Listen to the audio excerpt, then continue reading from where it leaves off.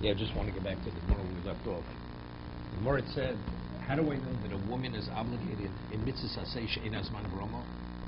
That if it's not time determined, the woman's obligated? We learn from Mora. Ish imo v'oviv, ish oviv imo tiro, ish imo v'ov tiro. You must revere your mother and father. So because it says tiro in the plural, that includes the woman. And tiro is mitzvah saseh she'ein hazman brama. Right? It's not limited to time. So Mara asked the question, what do I learn from Mora? Let me learn from Talmud Torah. Right? Talmud Torah is also not time determined, and a woman's exempt. So why do I learn l'churma? Let me learn l'kula. So we get just Tosas. So Tosas has a question. He quoted the Gemara in Yevomis that if a person if there's a choice of being makish l'kula l'chumra or makish l'chumra, right? If the Torah associates one with something else, l'kula l'chumra, leniently or stringently, you always favor the stringent side. So here the Gemara says, why are you learning from Mora to obligate the woman? Image says, she'ein hazman brama, to obligate her, learn from Torah to absolve her. So if so, she has no obligation to keep any mitzvah saseh, whether it's time-oriented, time-determined, not time-determined. That's the Gemara's question. So that Gemara says, because Talmud Torah and peer review rigor makes provable procreation is a continuous mitzvah, and a woman is absolved, is exempt. And Talmud Torah, she's exempt. And the Torah says a word to why, what is the basis of an exemption? So evidently, we have two examples of that in the Torah that tells us that the mitzvah says she'ein hazman gramo in these two areas is the exception. Under normal circumstances, she is obligated, because if it would be the rule, the Torah should only mention it once, either peer review or Talmud Torah. They're both examples of mitzvahs which are not time determined. So why does it repeat itself? Give me two examples, evidently, to tell me that these are the exception to the rule rather than the rule itself. Right? That's the Gemara.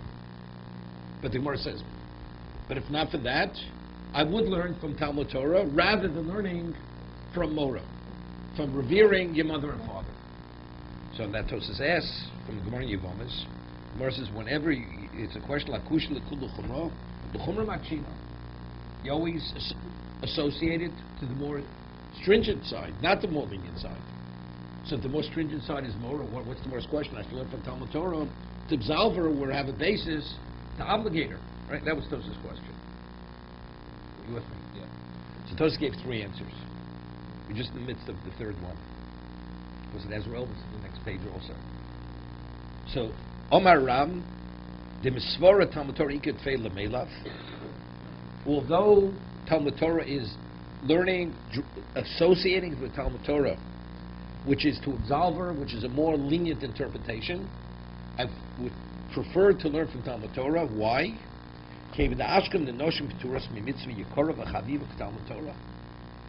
Talmud Torah is the most precious, the most special mitzvah.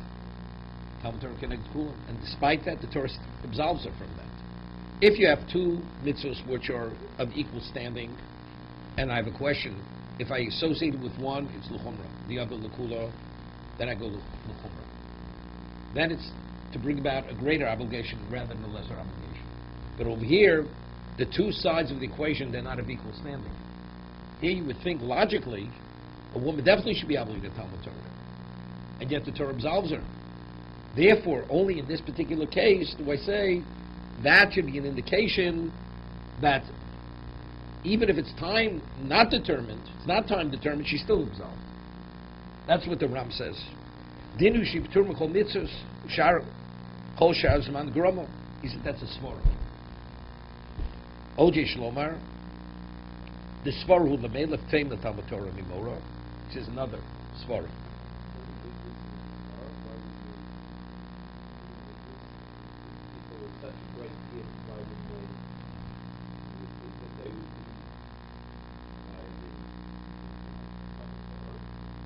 Despite that Torah absolves them. So therefore that tells us, no, that's the rule. No, that would be the rule. No. Then you're going two different things. We say you have a source to learn the churma l'kula, you always go l'chumra. But here we're going l'kula. So why? So we're saying, because over here, they're not of equal standing. Talmud Torah is the ultimate. Torah says, despite that, we absolve the woman.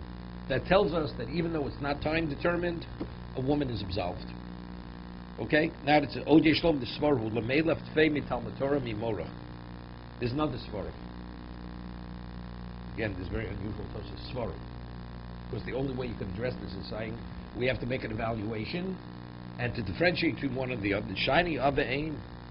Dukash Kvodul for Amokam. Here the Svar is the other way. Why does the Torah obligate a woman in Mora, in revering her parents? This would not be the model case. Why? Because Hukash Kvod Mechvod Amokom. Because this is the ultimate. Before the Gemara says that when you revere your parents, it's like revering Hashem, because it's the ultimate. But at ordinary mitzvah say Shlo Azman Grama, which is not that equivalent, then I'll say what? That's Talmud Torah. Vein Lamelech Shar Mitzvahs Mino. That's the reason why that would be the exception. See, it's interesting. If I wouldn't have Talmud Torah and I only had Morah, you could make all the differentiations in the world. But if the Torah doesn't make that differentiation, there's no indication you shouldn't learn, you do learn from that. That's the concept of Memotzino. But over here, I have an alternative. I have a contrasting case. I have Talmud Torah. So now I could say, evidently, so now I have a question. What direction should I go? So if you're in question, you go to Chumrah normally. But over here, since I have a representation on the other side, which is lenient, and I could make a differentiation, it would be logical to say not to learn from Morah, because Morah, in terms of its value, is the equivalent of revering Hashem. Therefore, it would be more logical to say that the rule is Talmud Torah, and this is the exception to the rule, because of the specialness of the mitzvah. You follow what I'm saying? Because otherwise, again, if I wouldn't have Talmud Torah, you definitely would learn from Morah, right? It's not even the question. Why? Maybe that's the exception. That's the exception, right? But now that I have Talmud Torah as a model case, where it's not time determined, Torah says explicitly, through the juxtaposition it's explicitly, only the men and not the women. So that tells me what? That although it's not time determined, a woman is absolved. But Morah, she is obligated. No, Morah is special. Because Hashem equates revering your parents to revering himself. Ojei Shlomar, third answer. Dein Svara Lomar, now again, sorry. Dein Svara Lomar Neilif Mimora. The reason why I'm not going to learn from Morah to say, the Morah Nami Lefom Ina Chayeves. Because you see, if Morah is the ultimate level, right, why does the Torah absolve the woman in certain instances that she doesn't have to revere her parents? Well, that's when.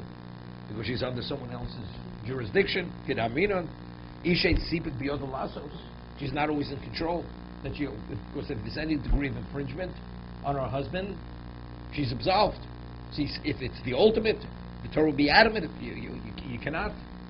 So that automatically shows there's a weakness in the mitzvah.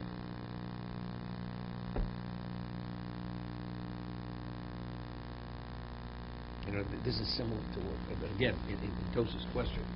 I've mentioned Tosa's a number of locations asked the question. We say, Talmud Chacham right? Talmud Chacham has the right to waive his honor. Yet the Gemara says in Shavuos that if a Talmud Chacham comes to Bezdin as a defendant, although there's a mitzvah say for the defendant to stand before the court, it says, we say that the overriding factor is Talmud Torah. The mitzvah say of Talmud Torah overrides the mitzvah of standing in Bezdin. And therefore Talmud Chacham could sit, does not have to stand before the court. It's the morning Shavuos. So Torah says a question for the morning Sanhedrin. The story with Shimon Shetach and his brother-in-law Yanai. Shimon Shetach was the chief justice of the Sanhedrin, and Yanai comes to court. And Yanai, being who he was a Misyavim, he was a Russia, comes to court because his slave had committed murder, and he doesn't stand before the court.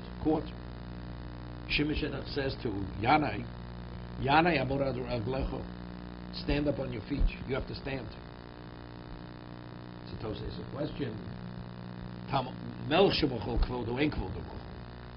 The Torah doesn't allow the king to waive his honor under any circumstance. So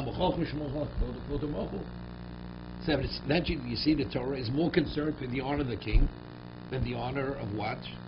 Of the Talmud Chacham, because Torah allows the Talmud Chacham to waive his honor, but does not allow, evidently, the status and the dimension of the mitzvah saseh of a king is greater than honoring, acknowledging Talmud Chacham.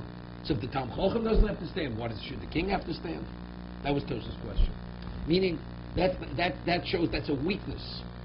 That's a weakness. That you can waive it on Tosa in the question said, that indicates there's a weakness in their saying. Despite that, it still overrides it.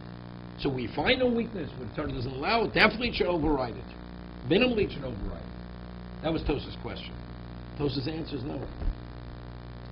That he has a right to waive his honor is not because it's a weakness in the Asay, because it's Torah delay, as the Gemara said before. Because once he studies the Torah, Torah is the ultimate. And if he doesn't waive his honor, it's the ultimate. But the reason why he has a right to waive the honor, that doesn't indicate there's a weakness in the honoring the Talmud Chacham. It's as a result of what? Because since it's his Torah, he has a right to waive it. The king is not his honor.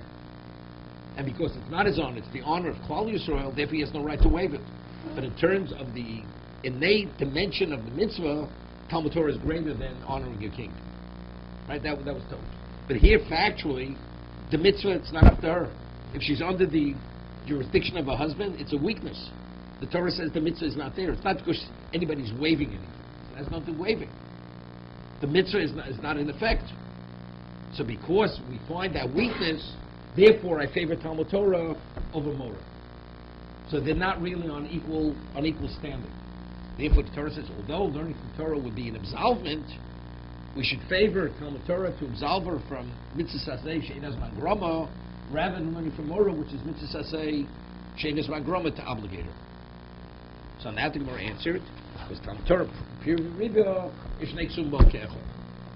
Because if that would be the rule, and not the exception to the rule, so what does there have to mention period? True revu, right? Talmud Torah should be enough. If that's the rule, that a woman's absolved from mitzvah saseh she'ein hazman grama, what does that there also have to mention true revu? So that clearly tells me ein malam, that that's not the rule; it's the exception to the rule. A woman is not under And also not in Talmud Torah. Therefore, I learn from Morah. Doesn't make a difference. But again, once the Torah repeats it, doesn't make a difference. If you have something to counter that, that's what I'm pointing out. It may have that weakness. If it's a choice, A or B, so you go to B, although it's lakula. But here the Torah says clearly, if this is the exception. So what does exception mean? These are the two exceptions by non-time determined mitzvahs that she's absolved. So under normal circumstances, she is chayav. She's chayavis. Right. That's so. Regardless, whatever weakness you find in more, it's irrelevant to weaknesses. Right. Okay. So now the more. We give a woman an exemption from the mitzvah of honoring the parents if it clashes with the husband.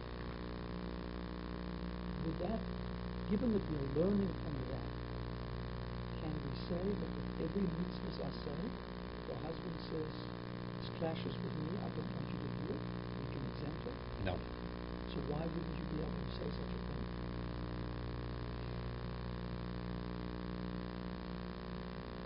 If the root that I'm learning from has this characteristic, why wouldn't I apply that?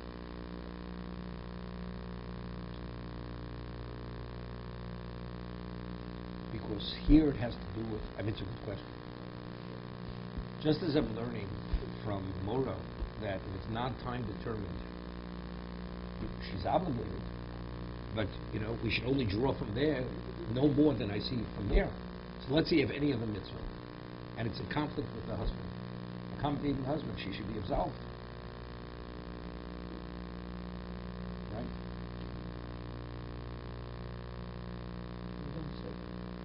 We don't say.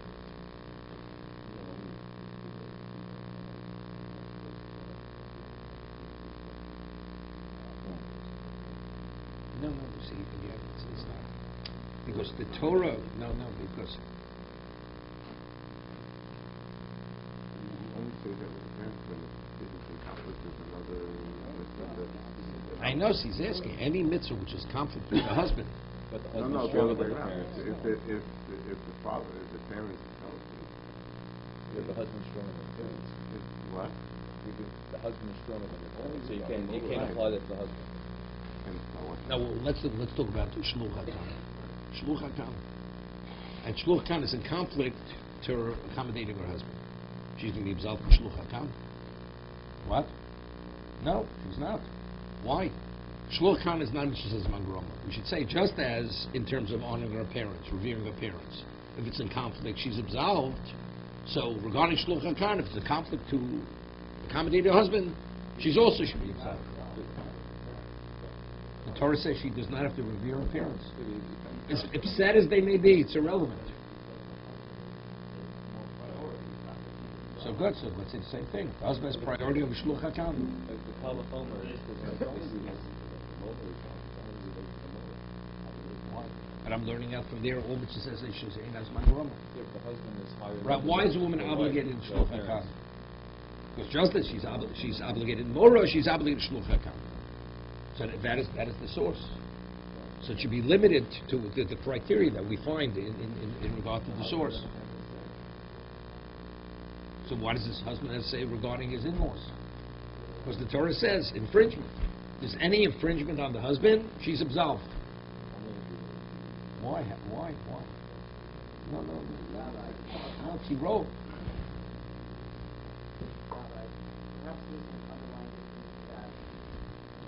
Only with regard to only with regard to emo the other than the husband. That's a narrow. Yeah, that's what I was going to say. But maybe you should say that. I No, mean, it's not, when but it's not. when the woman was No, because that was to honor the parents. The Yeah. shiv is honoring the parents.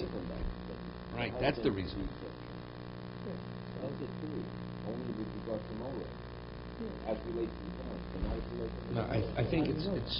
That's what the limit is. It's only on the How do you send it? How do you? How do we know not? I'm asking a question. There's so many more laws. I think what the Torah is saying, some of what they're saying, that if it's a question of revering, honoring the husband, accommodating him, that means you value him. Valuing your parents.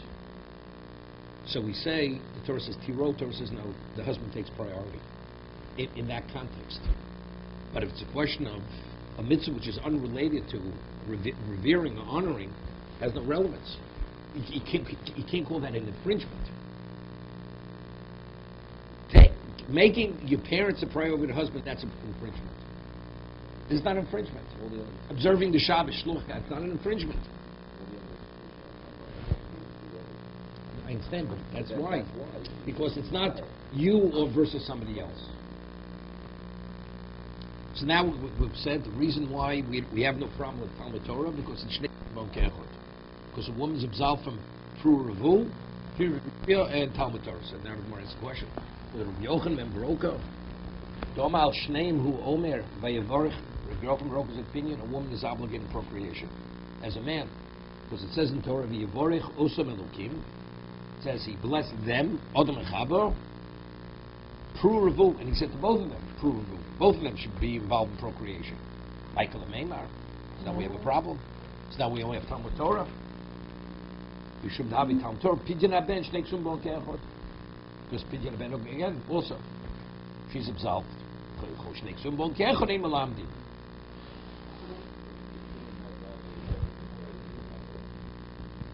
Pidyon Aben, this is no different. No. There's no different than Milo. What Tosa di Milo. Once it starts, it continues. That's not mitzvahs magarama. It's where it's on and off. That's mitzvahs magarama. Right? Wait a minute. Wait. you know Rashi and Otherwise, Chumash. yeah. If you know Rashi and Chumash, you know what it says. Okay? Rashi also is on the rock, but Yeah, of course it is. Already back there. So the Gemara says, because you have Pidyon Ben in addition to Talmud Torah. Or B'yochim and Broka, Nami, heavy Priv, Rebel, Morish, Nexum, Mon Ke'echot. So we're saying, where do you know Mitzvah says Man Grama? You learn from Morah, that a woman's obligated. So that she is obligated. So now, according to B'yochim and Broka, Puravu is Mitzvah She'enas Man Grama. And he's of the opinion that she's obligated. So how do you learn from Morah that she's obligated? Again, we have Shnei Ksum Bol Ke'echot. No. Pidyon Ben. No. The Gemara asked. According to Yochanan Baroka, why did they learn from Talmud Torah? It tells me, of course, those are the exceptions. So I have Morah tells me she's obligated, and here we have two examples where despite, right? So therefore, these are the exceptions to tell me normally she should be obligated. We don't have full revolt. So we have to compensate. Good. So that's why mitzvah says she'in as mangroma, a woman is obligated. Because these are the exceptions. Morah. But what about if I have another example of mitzvah says she's mangroma, she'in as mangroma, where she's obligated? Torah not only says morah, it says something else. So now, which direction do you go?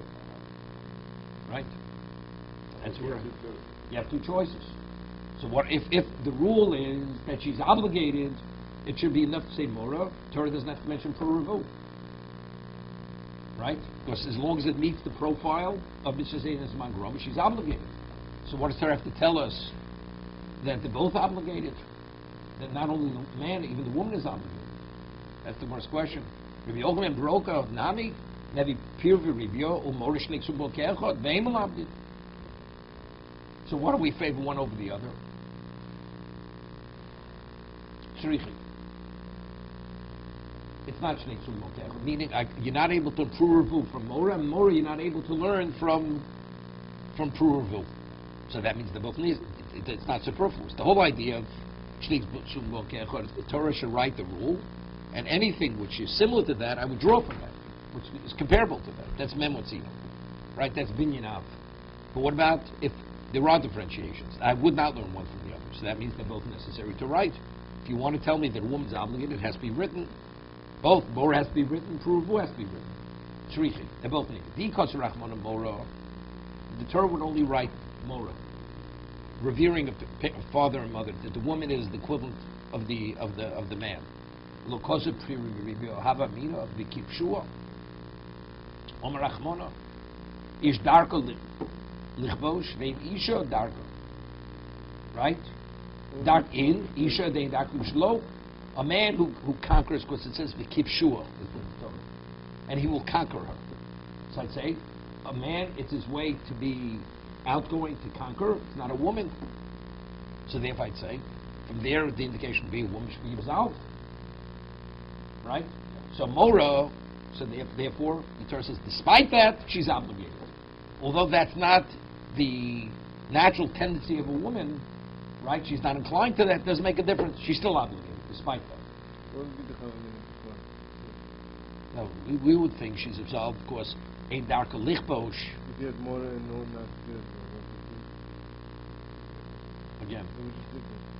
if the question, what is the question? If the rule is Morah, And not good.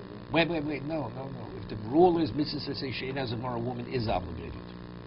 So how many times does it have to give? How many examples does it have to give? One. So if it has to give a second example, what does that tell you? It's the exception. What about if B cannot be learned from A? Because you're able to make a differentiation. So the reason why it has to be mentioned, it's not a repetition, rather tell me you're obligated. To clarify that, despite that there's a difference, there's reason should be, she's not absolved. She's obligated. So What is the basis to absolve her? Because there's a chipshua. Meaning you have to have the characteristic of conquest. That, for Puravu.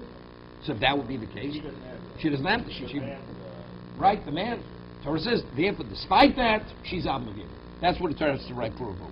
To write Puravu, because of Puravu Review, because of Morah, to write Puravu, and don't write, you should not write Morah.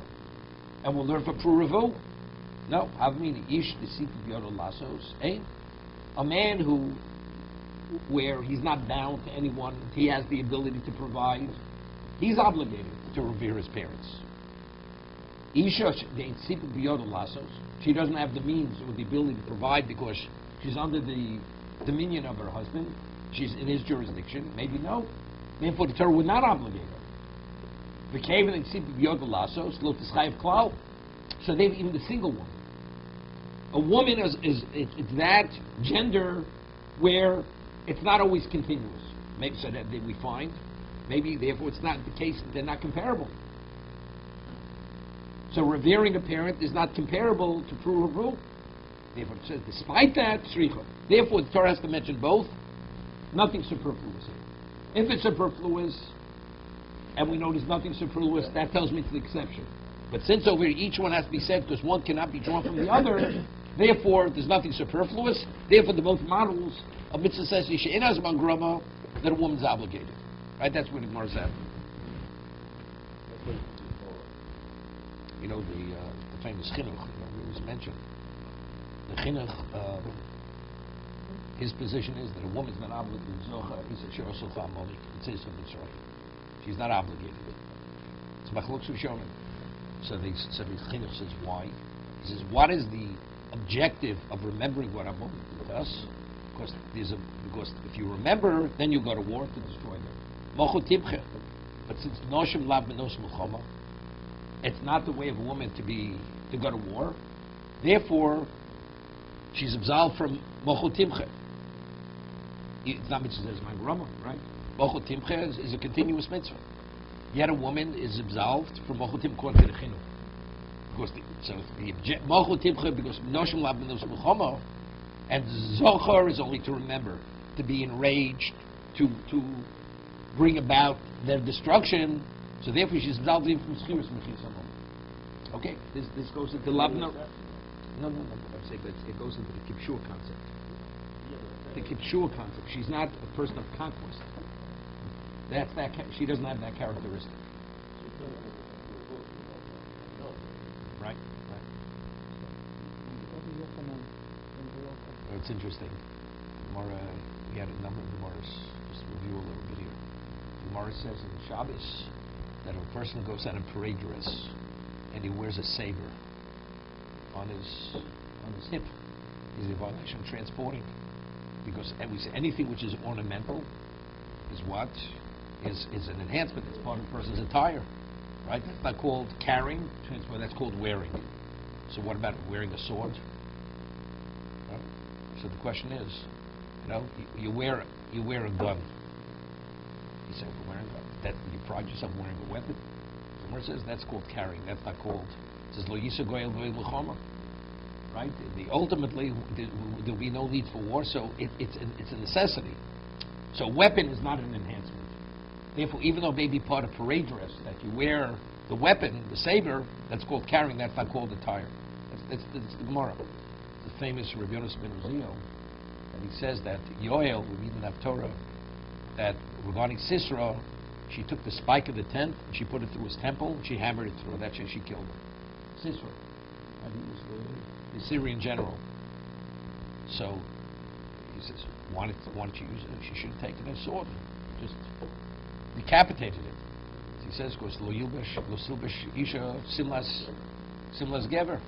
It's a weapon. It's the way of a man, not a woman. So if she would have used the sword, she would have been in violation of the Mosas. Because a woman she's not a person of war. So a woman doesn't use a sword. So she had to use the spike to kill him. Evidently it wasn't Pekor Nefesh. Or it's actually kind of Shneim. She could do with the spike, she doesn't use the sword.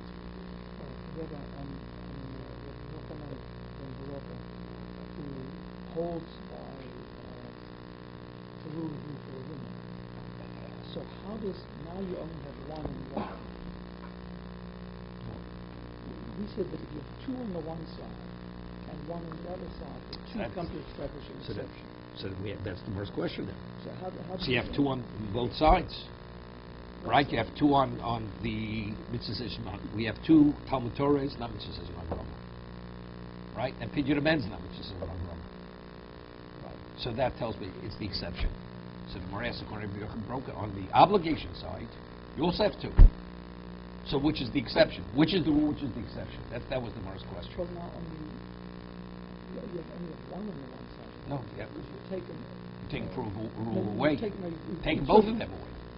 No, each one cannot be learned from the other. We just said according to Rabbi Yochanan broke it. Pruvu cannot be learned from Mora, and Mora cannot be learned from Pruvu. So if that's the case, it's necessary for the Torah to state both of them. So if it's necessary to state, that's not the exception, but rather that's the rule. Right? The basis says it's an exception is because the Torah has no reason to repeat itself. But if it's necessary to write both of them, then there's no repetition. Because it's not both. Because one cannot be learned from the other. Right? That's what we're saying. Follow.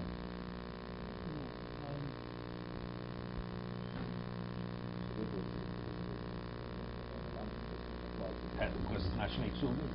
The word, literally, Shnei Ksum Bon Ke'echot. Two psukim teach me the exact same thing. There's no such thing. Two psukim, the Torah doesn't repeat itself. So what is that? Why does the Torah repeat itself? Because if it's the exception, the Torah has to mention every exception. So that's why it's not called repeating itself. Because the Torah doesn't repeat itself. But that's why. Again, since the Torah doesn't repeat itself, that's why it's the exception. The moment it's an exception, so how many exceptions are there? So every time there's an exception, another exception. So that's not called repeating itself. It has to tell me every one of the exceptions. You follow? Let's say the model is the rule is business essay is magram woman is obligated. I said, but there's an exception. So I have to tell you which is the exception. Let's say there's a second exception. I have to tell you the second exception. Because otherwise you'd learn it from the rule. Right? So good. So what is the exception? Talmud Torah is the exception, and Pidyon Abena is the exception. Those are the two exceptions. Is that called repeating itself? No. Because if the rule is she's obligated, so you have to tell me every one of the exceptions. Okay, now sit down and Gemara. But on the other side of the equation, if Mora is if the rule is she's obligated, what does that have to tell me? Pir v'rivya in addition to Mora, right? Evidently, because Torah doesn't repeat itself. So the more answers, it's not repeating itself. Because each is necessary. Because I would not learn one from the other. That's where we're at right in this moment. From Talmud Torah, that's because it's the exception to the rule. Correct. Pidyon Aben and Talmud Torah is the exception to the rule. Okay, that's where we're at. Because they're born careful. That's why it's the exception. They're not born careful. They're not both. Right. So now, according to the Chazal, different from the other side of this, what do they do with the mitzvah of Pidyon Aben? Now you have three for which the woman is exempted. Good. It's very good. So what happens now? Because otherwise, no problem. So we say three exceptions. Every exception you have to tell me is an exception. Otherwise, I'd learn it from. It's not a problem. Now, Not a problem. Could be 10 exceptions. Exactly. Every exception you have to tell me which is the exception. Otherwise, I'll say that's covered by the rule. And now we have three exceptions. We have three exceptions. Because the more now is going to ask a question. There's a question throughout Shas. If the Torah repeats itself, is that indication is an exception, or maybe the Torah is reiterating itself? Sometimes Torah has to reiterate. But three times, definitely not. There's no such thing as reiterating something where it's mentioned three times. So that's the most case. According to the opinion, that too is not an indication necessarily that it's an exception. So you need a third case. So if you don't hold like Rabbi Yochanan Baroka, we have three cases. But according to Rabbi Yochanan Baroka, I have two. So if you're of the opinion that two is a reiteration, so how's that an indication that she's absolved, that she's obligated? Maybe she should be absolved. Maybe the rule is Talmud Torah and Pidyon Aben.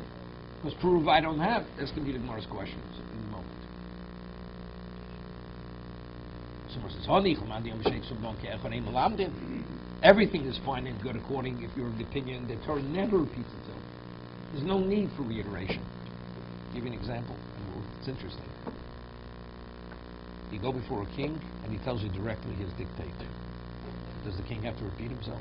He does not repeat himself. Because that he said it once, the weight of that communicates the importance that you must do it. Does the Torah has to repeat it? Does the king have to repeat himself? So the whole concept of reiteration has no relevance to the Torah. That's the position of Shnei Ksum Lo Ke'echad, Ein Melamdin. Right? There's no such thing. The other one says, you're still dealing with human beings. Dealing with mortal beings. It's one thing. Dealing with Hashem. The Torah has to repeat itself. You know? Somehow to communicate it clearly. But a third time, definitely not. Elamandi Omar, Melamdi, Michael Neymar.